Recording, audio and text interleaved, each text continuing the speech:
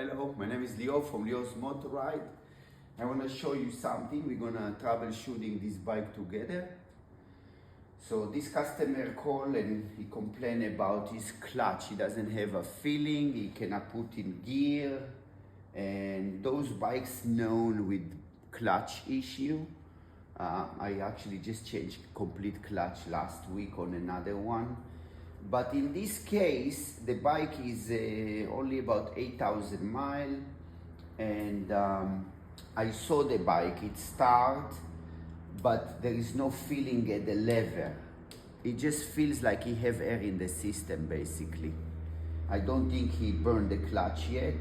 Now I can look for draining the oil and see if the oil is really black, or just pull the valve, the cover, and inspect the clutch plates and everything.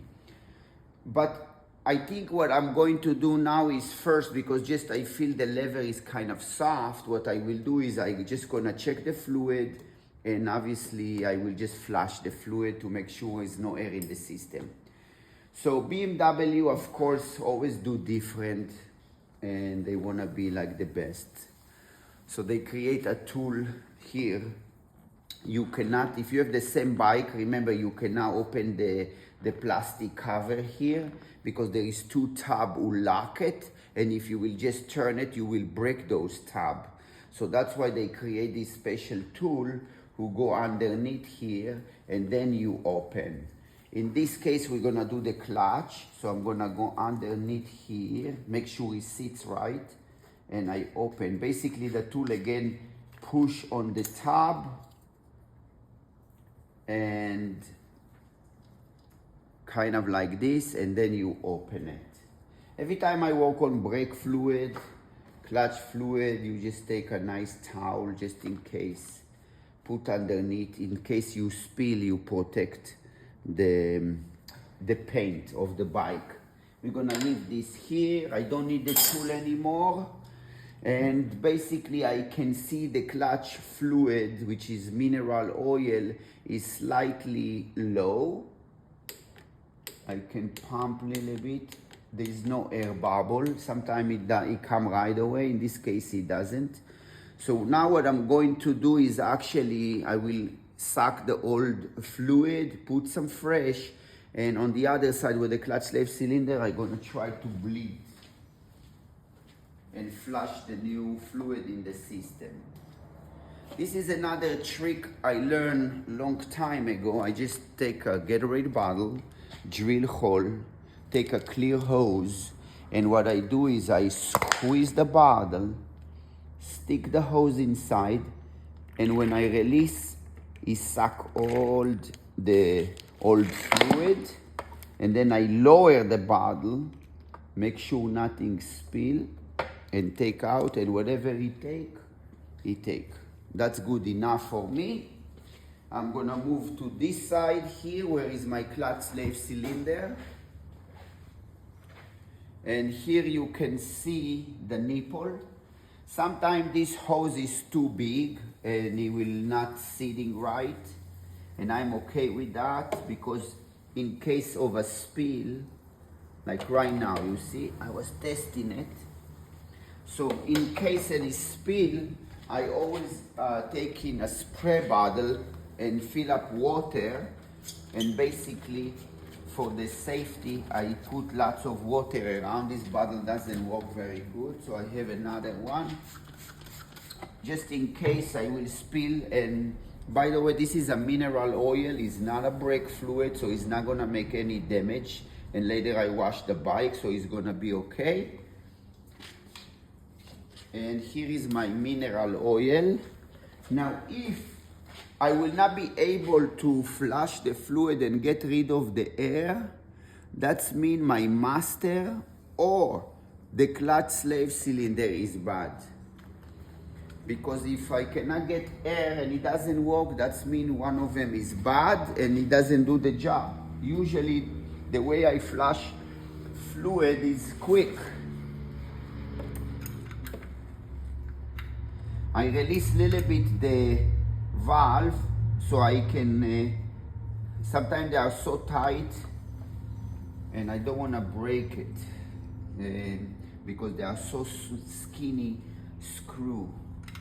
Now I'm gonna open this thing, and I know, okay, I always raise my bottle higher than the valve, and the reason is, imagine you go dive in the ocean, where the bubble goes to the top, right? This is kind of the same thing. When you raise it and you open, the air bubble always will wanna go to the top. If I will have it low, there is a good chance the air bubble will have a difficulty to come out, and they will wanna go back in. So when I raise it, I make it easy for them to come out. It's very important. I don't need the tool anymore, and I can leave it open. And now I'm just gonna flash. And look at the camera so close, please. Look how many air bubbles just came. So look, there is more. That means this, look, there's a lot air coming. Look at the hose. That means this bike have lots of air in the system. Look, it's more coming. So the bike had definitely air in the system, and I'm gonna get rid of the air by pressing here. I'm about to top off again the fluid. Where did I leave the bottle? Okay, for now, just gonna leave it here. I hope it's not coming out. Let me lock it.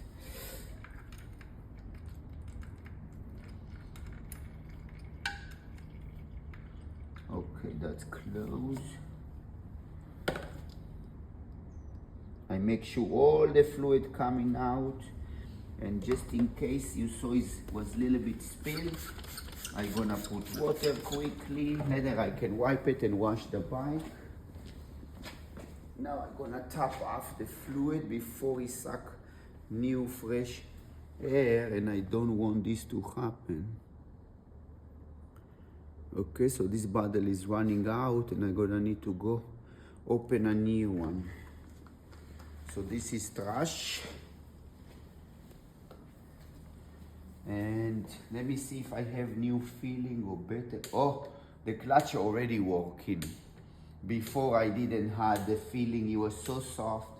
And now actually I see a bubble even coming here. Very small. Sometimes I'm turning the bar and it helps me because I'm stretch the line and help the air also the bubble to escape, which I want them to come out. Or some sport bikes, all the master are going down, and some people like to ride like this, like motocross. So that's exactly when you do the brake flush or clutch flush.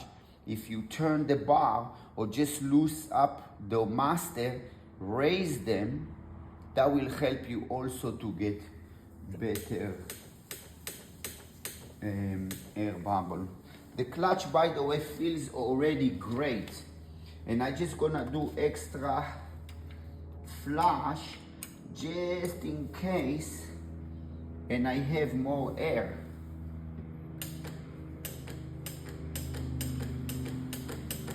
Now sometimes there is air go in from somewhere. If you have like a crack hose, I've seen it on rubber brake line. I've seen when it just suck air, crack bonjo ball, anything like this. You keep flushing, and it's always air. You never get rid of the air.